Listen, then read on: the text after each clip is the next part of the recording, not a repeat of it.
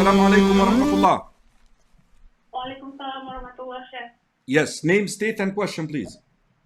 My question, the question is, we have a gift from the friend, a non-Muslim. They give us a bunch of summer sausage. It's beef, but it's not halal zabiha. No case in it, just paper. What's the ruling? That's all. Thank you, Chef. Okay, receiving a gift from, is he Christian, sister? Out of a summer sausage, it's beef one. No. Is the giver of the gift, what's his religion?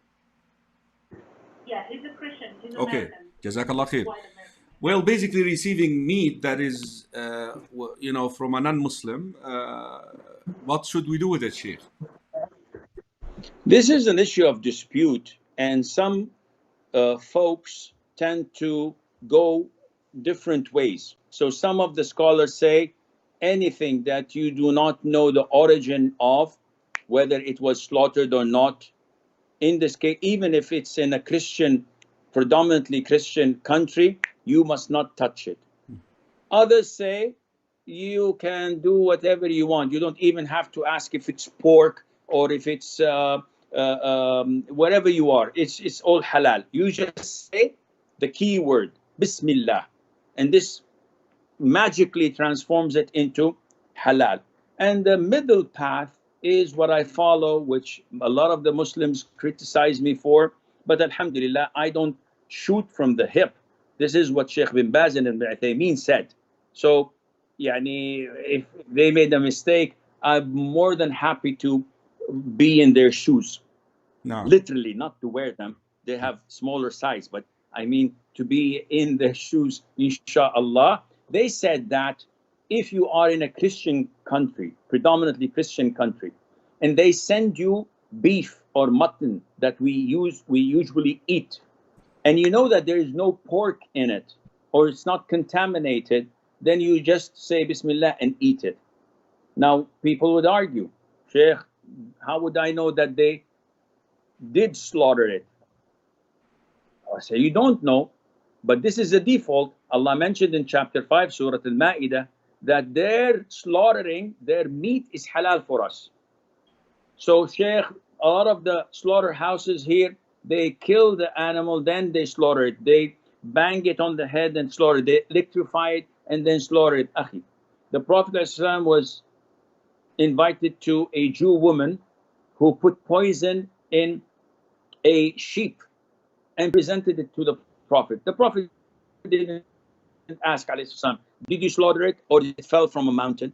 The Prophet didn't ask her, was the money you bought it from your money as Jews, which is from riba and from embezzling people, or was it halal money? No, the Prophet just ate from it, him and his companions.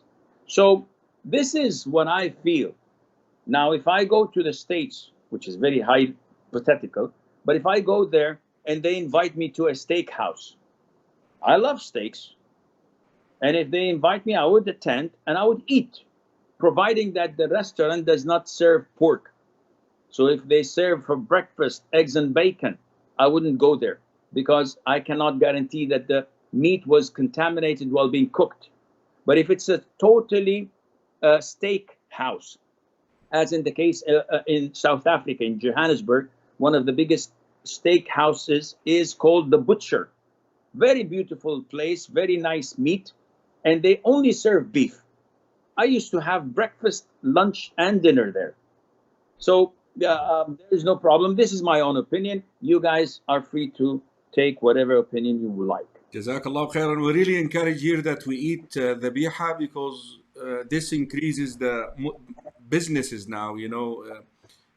This is one of the most fascinating things, Sheikh Asim.